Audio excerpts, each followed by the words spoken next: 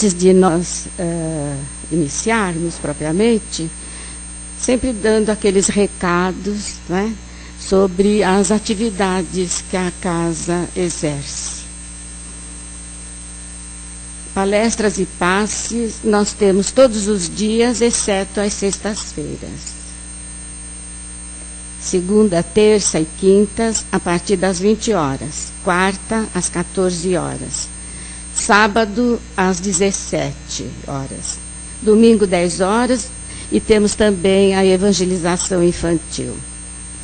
Do plantão de atendimento, é de segunda, terça e quintas-feiras, a partir das 19h15.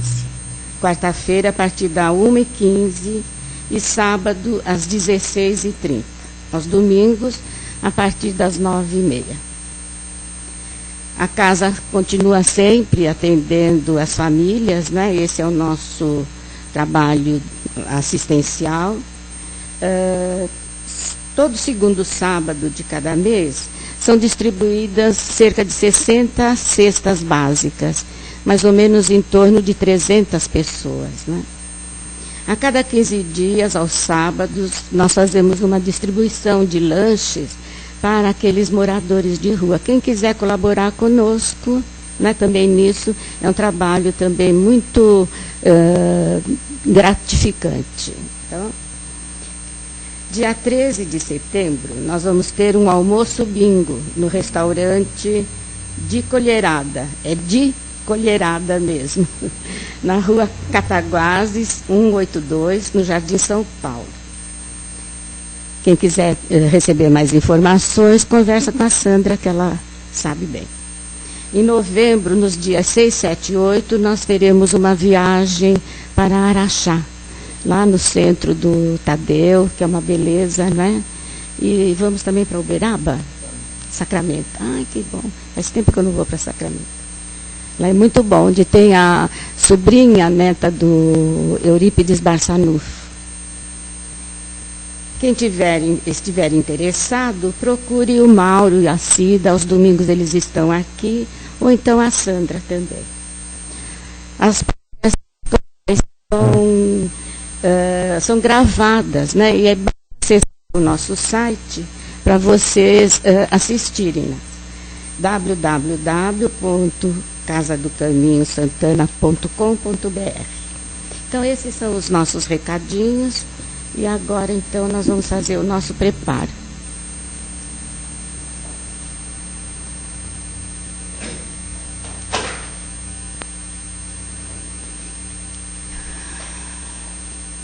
Vamos buscando a intimidade nossa, onde colocamos o nosso sentimento, os nossos pensamentos, na figura excelsa de Jesus. Esse mestre de amor, esse mestre paciencioso, e o seu amor é tão intenso que nos assiste em todos os momentos, nos abastece com a sua energia, envolve-nos com todo carinho, nos dando toda a sustentação de que necessitamos. É nos momentos de grande enlevo que nós atraímos, através desse coração generoso, todas as benesses que vêm nos fortalecendo dia a dia, e a par do seu evangelho, esse evangelho de amor, esclarecedor, nós vamos construindo o nosso futuro, a nossa vida, de uma forma assim mais equilibrada. E apesar dos problemas que possamos enfrentar, nós vamos corajosamente, cada dia, dando mais um passo à frente. Ele não nos pede muito. Aliás, Ele nada nos pede, Ele apenas espera estende seus braços amorosos e nos acolhe confortavelmente em seu regaço. Envia-nos nossos amigos da espiritualidade, que podem ser nossos parentes, podem ser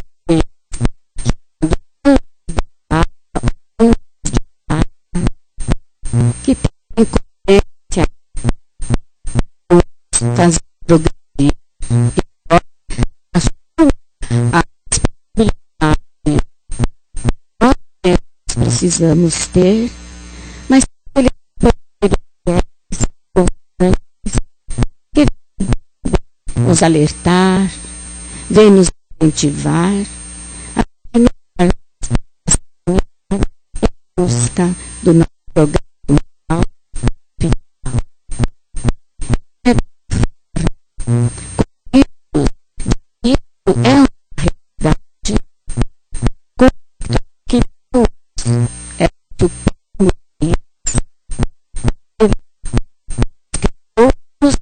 deu todas as possibilidades de progresso que é quase. E assim nós vamos então confiantes iniciar nossa noite hoje com o palestrante nosso querido amigo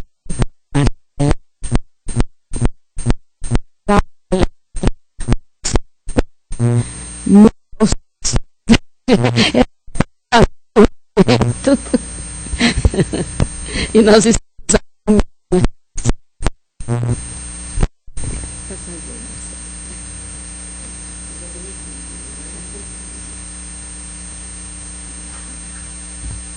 Boa noite a todos, bem-vindo à Casa do Caminho, que a paz de Jesus alcance o coração e a mente de cada um de nós e das pessoas que estão aí pelas ondas da internet, né, nos observando também, estudando com a gente.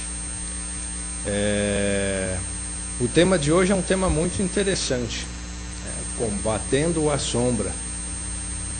O tema faz a gente pensar bastante de como está sendo a nossa atitude e que sombra é essa que a gente está refletindo sobre a Terra, né? Bom, o tema foi tirado desse livro aqui, Palavras da Vida Eterna, psicografado pelo Chico Xavier, ditado pelo espírito do Emmanuel. Vale uma recomendação importante. Muitas vezes nós não temos ou não encontramos um tempo para meditar, para estudar. Esse livro é uma ferramenta bastante útil nesse sentido, porque são textos pequenos, de 1,5 páginas, às vezes no máximo 2 páginas, ou seja, uma folha. E vale a pena, se não todo dia, pelo menos algumas vezes por semana, antes de dormir, ter contato com uma mensagem dessa, refletir, tentar entender como isso serve para o nosso dia a dia, como que eu posso usar isso no meu dia a dia. Porque a palavra espiritual, ela tem esse poder ou essa missão, ela tem esse objetivo, que é de colocar no nosso dia a dia as lições ensinadas por Jesus. Então, cada um dos textos aqui, o Emmanuel, ele se inspira numa passagem do Evangelho. E ele faz uma reflexão sobre isso. Então, nós temos aí a Bíblia, vamos assim dizer, aí tem uma passagem do Evangelho, ele faz uma reflexão. Na lição de hoje, ele faz essa reflexão. Ele diz o seguinte, na verdade quem diz é o Paulo de Tarso, e ele foi pensar, o Emmanuel pensou isso lá da carta aos Romanos, dizendo o seguinte: e não vos conformeis com este mundo, mas transformai-vos. Quer dizer, muitas vezes, ou quase sempre, nós ficamos um pouco entristecidos, aborrecidos e às vezes até indignados com algo que acontece ou perto de nós, ou que nós vemos no noticiário, ou que presenciamos no caminhar pela rua. E essa forma ruim ou amarga, como nós enxergamos isso, muitas vezes nos fere. E a recomendação, então, do Paulo é que lancemos mão disso e iniciamos uma transformação em nós mesmos. É muito difícil transformar o mundo sozinho. Realmente é uma missão árdua, quase impossível. Jesus está tentando isso há 2000 anos. E olha que Jesus é valente. É uma figura simplesmente extraordinária, de uma capacidade moral e espiritual que a gente não consegue nem mensurar. E ainda não conseguiu transformar o mundo. E ele pede, como a Matilde disse, ou espera a nossa ajuda, a nossa colaboração, enfim, um gesto de que, olha, estou entendendo e eu vou seguir também esse caminho. Então, essa tirada do Emmanuel, da mensagem apostólica do Paulo, ela é bem atual, principalmente no momento que nós estamos vivendo. Então, a necessidade dessa nossa transformação, dessa nossa renovação, ou como o próprio Paulo de Tarso narra numa outra carta, a carta aos Efésios, se eu não me engano, onde ele pede para que o homem se dispa, o homem velho, e se transforme no homem novo, segue essa mesma linha. Quer dizer, vamos nos renovar, vamos tentar entender o mundo de uma outra forma, de uma outra posição. Vamos tentar refletir mais e nos entendermos mais. Muito bem. Mas o Emmanuel, então, ele pega esse gancho aí do Paulo e diz que é necessário uma melhor vibração do nosso pensamento. É necessário mudar o quadro mental. É necessário acender uma luz interior, para que essa luz ilumine outras pessoas, para que essa luz seja o caminho para outras pessoas. E quando ele fala assim, para acender essa luz, é o exemplo. Ele pede que os nossos atos, os bons atos, sirvam como um exemplo, como um modelo para outras pessoas. Da mesma forma como foi Jesus, ou como é Jesus. O caminho, a verdade e a vida. Então nós devemos seguir determinados modelos e mais que isso, devemos sempre, na medida do possível, e todo mundo tem essa capacidade, de ser um modelo, ser uma inspiração para outras pessoas seguirem esse caminho, se renovarem. E esse caminho de renovação, ele passa impreterivelmente por uma fase que é a fase do estudo e da meditação. É muito difícil a gente se entender sem um estudo adequado. É muito difícil compreender as coisas ao nosso redor sem um estudo adequado. E quando eu falo estudo adequado, é o estudo religioso, o estudo espiritual, o estudo dos evangelhos. Nós, como espíritas, temos aí a codificação do Kardec. E não só isso, existem infinitas obras. O próprio Chico Xavier nos deixou aí com mais de 460, quase 500 obras. Então existe um material gigantesco. E eu não vejo necessidade de se conhecer tudo, ou de se ler tudo. Eu penso de uma forma simples. Basta esse livro. Basta entender esse livro, buscar as informações desse livro. Já é uma ferramenta motivadora, maravilhosa. E existem muitos livros de autoajuda hoje. Eu adoro ir na Saraiva, fazendo propaganda, hein? Livraria Cultura. Existem muitos livros, prateleiras de livros de autoajuda. São títulos até interessantes, né? E eu sempre falo assim, poxa, o Livro dos Espíritos é um livro de autoajuda extraordinário. E simples, porque é pergunta e resposta, direto. Pergunta e resposta. O que eu quero dizer com isso, o que a gente pode refletir com isso, é que existe muita ferramenta, muita informação que a gente pode pegar e usar no nosso dia a dia. Então, quando ele pede para que a gente arregasse as mangas e parta para esse combate à sombra, combatendo a sombra, a primeira pergunta é: combater com que armas? E a segunda é: que sombra é essa? Como espírita, a nossa única arma é a arma do amor e da caridade. Nós não temos outra arma, e essa arma até que o Emmanuel fala no texto, que não é para ficar nervoso, nem ficar bravo, nem zangado com as pessoas, e nem usar a força para tentar convencer as pessoas ou mostrar às pessoas uma forma diferente de analisar ou ver determinado assunto. Não é pela imposição, e sim pela nossa postura, por uma postura amorosa, por uma postura caridosa, por uma postura de entendimento.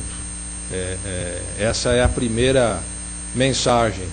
E a forma de se combater a sombra é usando essa ferramenta, essa arma. Agora, que sombra é essa? Não é? De que sombra que nós estamos falando? Isso é uma coisa muito bacana.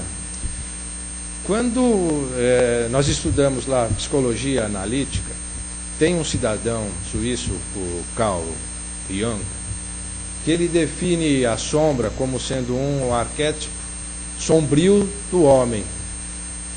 Mais que isso, ele fala assim, que a sombra psicológica é o primitivismo, é o instinto animal que o homem ainda guarda dentro de si. E é chuva. E é essa sombra que nós devemos combater. Olha que coisa interessante, não importa onde a gente esteja, se a gente estiver perto de alguma luz, vai ter sempre uma sombra. É a nossa própria sombra. A gente não se desprende dela. Aonde nós estivermos caminhando, essa sombra, esse meu eu, esse meu reflexo, vai estar comigo. Não importa em que condição ele vai estar comigo. Ele só deixa de estar comigo em duas condições, se a gente pudesse assim dizer. Uma é na treva total. Se eu estiver numa total escuridão, eu não consigo, mas eu estou fazendo parte daquilo. Eu não estou destoando. E numa outra condição é de ascensão. Se eu sou a fonte luminosa, não tenho como ter a minha própria sombra. E é esse o caminho. É essa a nossa missão, de nos acendermos, de nos iluminarmos, de sermos uma fonte de luz, para que essa sombra desapareça.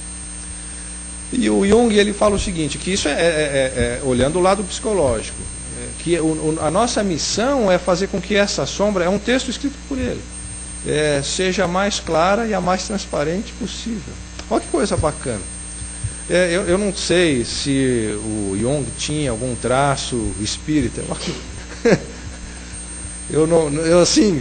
O que eu quero dizer é, quando ele escrevia, se ele dava esse enfoque consciente, porque ele dava o enfoque da ciência, né? Não um enfoque religioso. Mas quando a gente cruza a forma como ele escreve e a forma como hoje a gente vê ou entende o espiritismo, essas coisas se tocam.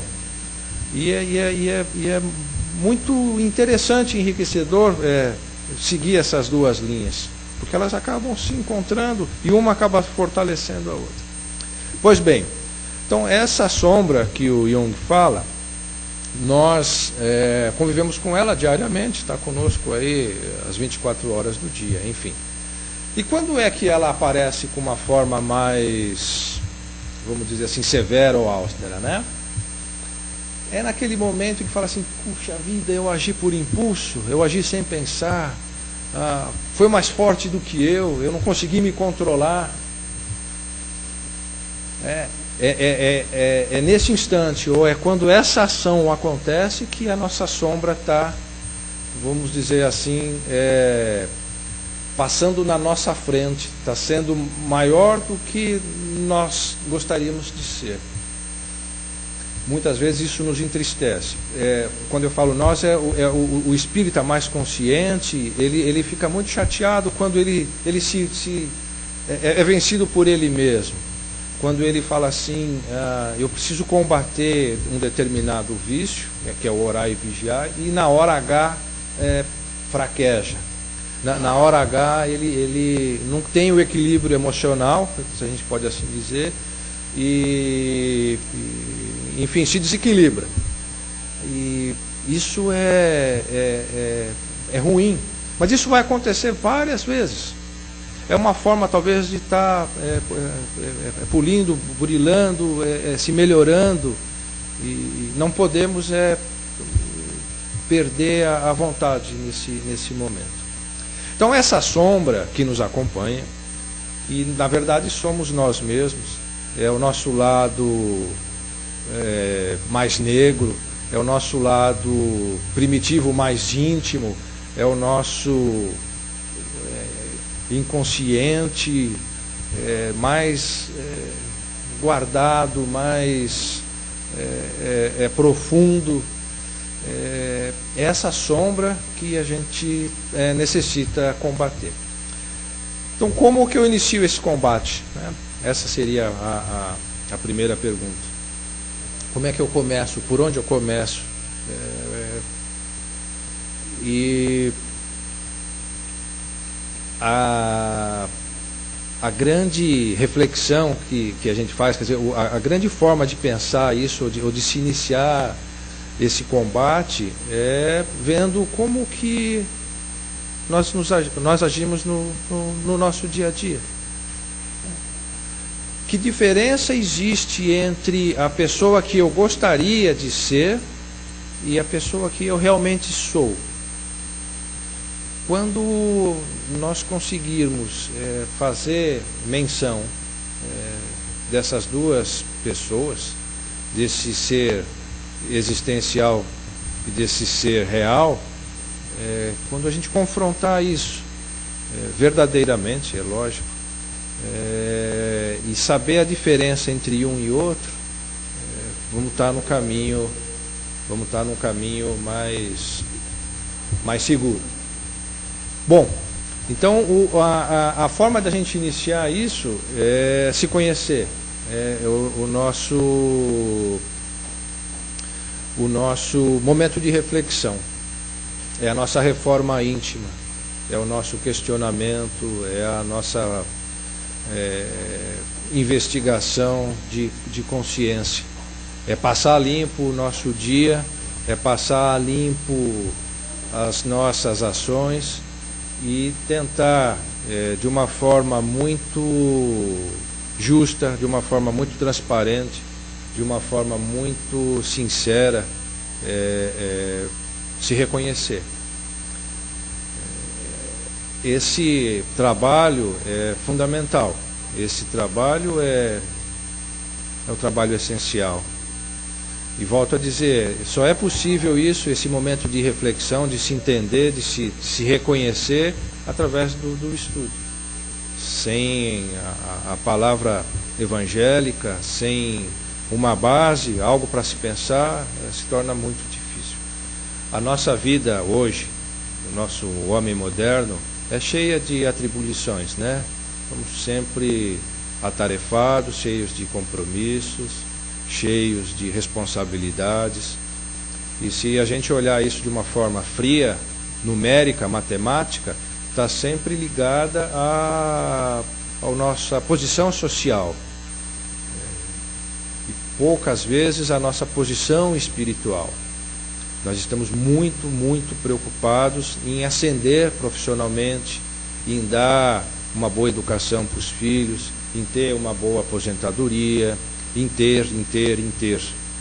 E às vezes é necessário pensar um pouquinho no que eu sou, no que eu quero ser verdadeiramente. Uma vez eu disse isso aqui, as pessoas ficaram tristes comigo, mas eu falo de novo, Matilde. Caixão não tem gaveta. Nós não vamos levar nada para o lado de lá que seja pesado, né? Nós só vamos levar as nossas boas e as nossas más ações. Então o combate à sombra é combater esse ser interior.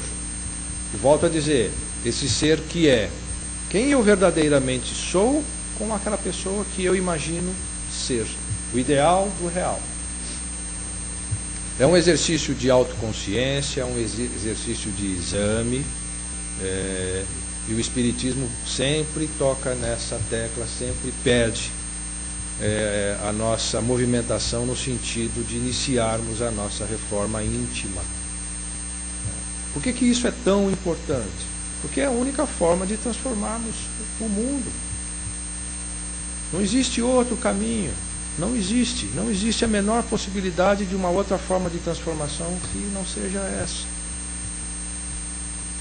Então, se a gente olhar os textos, eles sempre estão levando ou nos forçando a tentar agir dessa forma. Seja útil, seja bom, seja caridoso, seja honesto, seja justo. Utilize bem o seu tempo. Muitas vezes a gente é tão exigente com as pessoas e pouco exigente conosco mesmo. Ou quando somos naquelas coisas que não tem a menor necessidade. Muita atenção, o que eu estou ouvindo aqui é isso, muita atenção dentro de casa. Como é que eu estou agindo dentro de casa? A nossa residência é, vamos dizer assim, o ambiente onde nós conseguimos, de uma forma mais espontânea, nos revelarmos. É verdade. E a casa espírita é o lugar onde a gente consegue mais se ocultar. Porque aqui todo mundo é santo, é bonzinho, todo mundo vem aqui com uma atmosfera mais harmoniosa, se eu posso assim dizer. Então o ambiente propicia que a gente tenha uma postura melhor. E dentro de casa, às vezes, nas dificuldades do dia a dia, a gente aflora a nossa sombra, né? Esse arquétipo que o Jung destaca, esse nosso ego sombrio. E a hora que ele aparece, que é muito interessante detectá-lo e falar assim: eu não vou agir mais dessa forma, eu não vou ser mais impulsivo, eu vou tentar ouvir antes de soltar uma palavra mais áspera. E aí a gente vai trabalhando e vai se controlando. Se a gente olhar isso, é uma coisa muito legal de fazer, é uma coisa até prazerosa de uma certa forma, se você não impõe uma mudança drástica. Se você acredita e aceita que a mudança vai acontecer naturalmente, desde que você, evidentemente, ou que nós a desejamos, e todo dia um pouquinho. E depois, quando a gente olhar para trás, fala: puxa vida, eu já mudei algumas coisas. E nós estamos sempre mudando, né? O corpo que eu tenho hoje não é o mesmo corpo que eu tinha quando eu nasci, como nenhum de vocês. A mudança é constante, né? Mudamos de pele, o nosso sangue muda, a nossa forma de pensar muda, a nossa forma de ver muda. A gente, com o passar do tempo, deixa de enxergar. Está mudando. Então, essa forma que eu enxergo o mundo, se eu deixo de enxergar o exterior, ótimo. Vou tentar agora olhar o meu interior. Vou mudar o foco. Se eu não consigo olhar mais para fora, que a minha visão está ficando turva, vou olhar para dentro. A idade permite que eu seja mais sereno. Olha que coisa bacana que é isso. Então a reflexão, a grande reflexão é essa postura, essa mudança de atitude, essa vontade de realmente querer se entender, se reconhecer e estar a fim de mudar. Uma coisa é certa: se a gente não muda nessa encarnação, certamente nos darão outra. Só que às vezes, Matilde depois me corrige se eu estiver errado, às vezes não vamos ter as mesmas facilidades. Às vezes as dificuldades tendem a aumentar numa outra vida, porque soma um pouquinho da dificuldade dessa com a outra, e aí o trabalho é maior. Não significa que o trabalho é impossível, significa que vai ter que trabalhar mais. Então, se você Se nós temos a oportunidade agora de dar uma melhorada, ótimo, vamos colocar o carro em marcha. E esse exercício de reflexão não é difícil. Identificar essa sombra não é difícil. Santo Agostinho, no Evangelho, ele faz lá a menção do exame de consciência que ele fazia todas as noites. Ele se perguntava, né, se ele não tinha deixado de fazer bem às pessoas, se ele tinha feito tudo aquilo que ele gostaria que as pessoas fizessem para ele, se ele não havia virado o rosto para uma oportunidade de ser útil. E dá para a gente fazer isso de uma forma bem tranquila. E essas coisas, se a gente se forçar a mente, elas apontam na nossa consciência no momento do repouso ou um pouquinho antes do repouso. Então não é... As ferramentas estão aí. É uma questão de criar o hábito. É como o hábito de, às 8h15, ligar a televisão no Jornal Nacional para ver o William e a Fátima a contar o que acontece no mundo. Então, na hora de dormir, liga no seu canal e vê o que você tem para contar do mundo e como que a gente pode mudar isso. Ok? Eu acho que é isso. A grande mensagem é de refletir, de estudar e de se esforçar para colocar em prática as mensagens que a gente tem recebido. O Fenelon diz no Evangelho segundo o Espiritismo, tem uma passagem que ele fala assim: um dia Deus, na sua infinita bondade, permitiu que o homem visse a verdade no advento do Cristo. Mas passado algum tempo, o mundo se voltou às trevas. Então o advento do Cristo foi a chegada de Jesus. Então aquele período, há 2000 anos atrás, foi um presente de Deus à humanidade. Então aquela luz que foi acesa, ela permanece acesa. E o desejo dos espíritos, da providência divina, é que a gente siga essa luz. E cabe a cada um de nós desejar isso, querer isso, aceitar isso. E se a gente olha o mundo de uma forma mais alegre, de uma forma mais compassiva, com compaixão, se torna mais fácil caminhar. E essa sombra que nos acompanha tende a ser menos agressiva às outras pessoas. Ok, pessoal? Obrigado, atenção, carinho de vocês. Deus abençoe.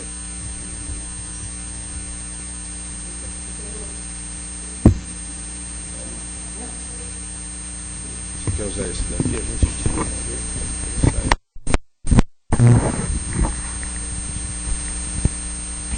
tira. Você falou uma coisa que a gente vai constatando na gente mesmo, né? Por isso é bom viver bastante.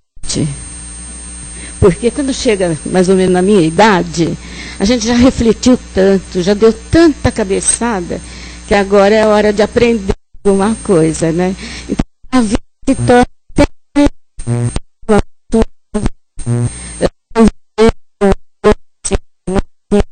uma né? Eu costumava dizer em casa então,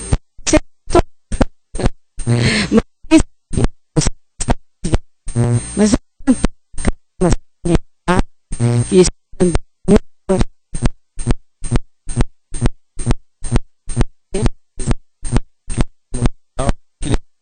coisa mais importante. Se a gente mantém o equilíbrio nas horas felizes, que é fácil, né? Tá tudo leve. Se a gente conseguir manter esse mesmo equilíbrio, ou parte, ou perto desse equilíbrio nas horas difíceis, poxa, vai ser extraordinário. Nós, como você falou, Matilde, a gente acaba se gostando mais. A gente se apaixona pela gente. Mas é chegado o momento de vocês participarem também. Quem gostaria de fazer alguma colocação? O Marcelo está aqui para poder responder uma pergunta. E aí? Ninguém vai fazer como aquele, né?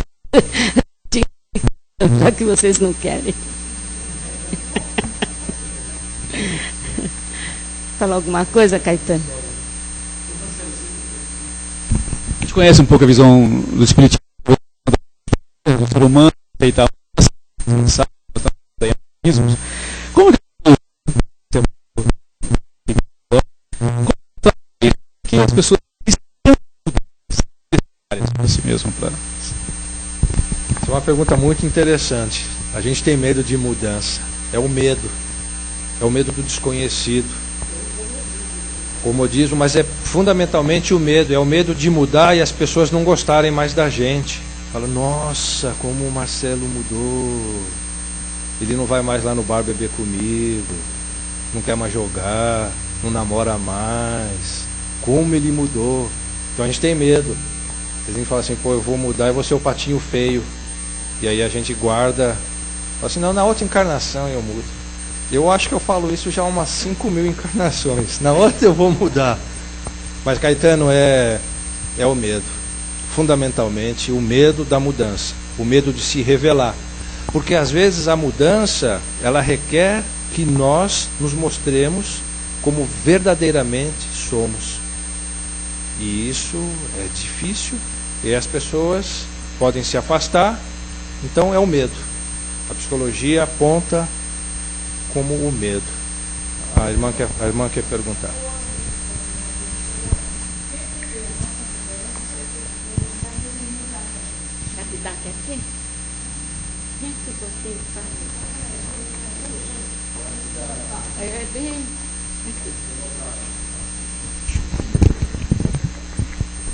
É assim, é o medo da mudança, da coisa nova, ou é o medo da gente mudar e as pessoas mudarem com a gente e já não ver mais a gente como a gente era? Isso é... Se acontecer isso, de você mudar, nós estamos falando de mudanças para melhor, e as pessoas que te acompanham também mudarem, extraordinário. É isso que a gente está trabalhando. A missão do espírita é essa mudança. Agora, se você mudar e as pessoas que estão contigo não conseguem te acompanhar ou não gostam dessa mudança, é uma questão de tempo. No futuro, e só Deus sabe dizer quando é esse futuro, elas também vão mudar e também vão aceitar essa sua mudança, esse seu novo ser. Então, quando a gente fala o medo, existem dois medos. Um primeiro medo é o meu mesmo, de eu me revelar e as pessoas não gostarem de mim. Então eu me policio, eu não quero mudar. E o outro medo é, eu mudo, as coisas ao meu redor mudam, mas as pessoas que eu quero que mudem não mudam e eu estou só também. Mas a gente, nesse contexto, não podemos nos preocupar com a mudança do outro. A gente tem que ser egoísta e acreditar na nossa mudança. Eu preciso mudar primeiro. Mudar para melhor. É isso. Obrigado a você. Eu gostaria de dar um dos meus filhos, eu tenho 4. E quando começou na faculdade, um dia ele chegou para mim e falou assim, mãe, não sei por que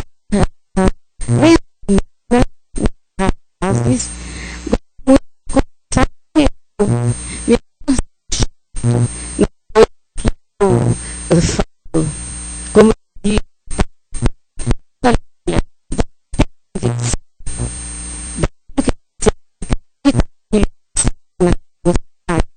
da forma